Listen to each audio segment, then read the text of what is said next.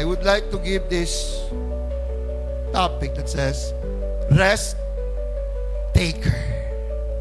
Sa pagpangalagad, we need also to take risk. It is because we want to go in heaven. If we want to go in heaven, kinanglan naton riskuhan. Amo na nga kinanglan kita magpasimbahan. Amo na nga kinanglan kita magmatutom sa rason mga kauturan. May langit yagin ama ng Diyos. That's why we need to give or to take the risk mga kauturan in order to enter, amen, to heaven. But then, I need to take risk because I want eternal life. Kung hindi man silaya, ako kagang akong panimalay.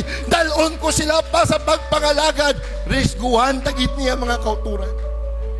May kadalagan, amen, niya ginaaman. Kung ibutang ta sa pagpangalagad, wala iya sa kaperdihan. Permi lang iya kadalagan. Kay nga aman, si Jesus kaupod naton. Kag wala siya nagsaad. Kag kung mag-alagad ka, mamerde ka. Kundi magmadinaogon ka. Kay nga aman, si Jesus na iya ang nagdaog sa cross ng Kalbaryo. All you have to do is to follow Jesus and take rest. Amen, in serving God. Amen. That's why we need to take risk. Dapat ang atong ginahimo, butangan ta kabukatan, di ka nga kung sa diin, himuon ko ni, hindi kay sino, hindi man kay pastor, hindi man sa sining organization. I will do this. It is because of my God. Amen. Sa isay ni karisko. Amen, niya ginhimo naton. Hindi ini nanging palagpat o hindi ini nanging pula-puti ang atong pagpangalagad. Ginasigurado kita sa Diyos, once you step out, amen, out to your comfort zone, God will bless us.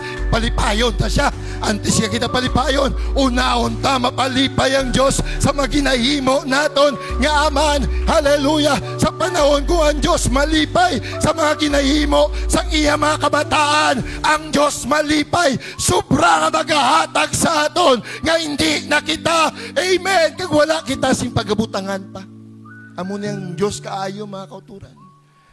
Amen. Gusto sang Ginoo magalakat kita sa tubig. Amen. Pagi sa pagtuo. And we know what water is. Water symbolize about problems and trials. But I want you to know, once you are in the Spirit of the Lord, you need to walk on your problems. Amen. Hindi kaya mga kauturan may butang sang Diyos sa idalom. Ibutang kita sang Diyos sa ibabaw. Para sa ano? Para makasiling milagro ang atong pagpangalagad. Hindi bangod sa aton, amen, reliyon. Hindi bangod kay sino man nga tao. But we are walked by faith and not by sight. We walk because our author of our faith is not the United Pentecostal Church. Is not someone here. Our author of our faith is no other than our Lord Jesus Christ. That's why looking unto Jesus, the author and the finisher of our faith.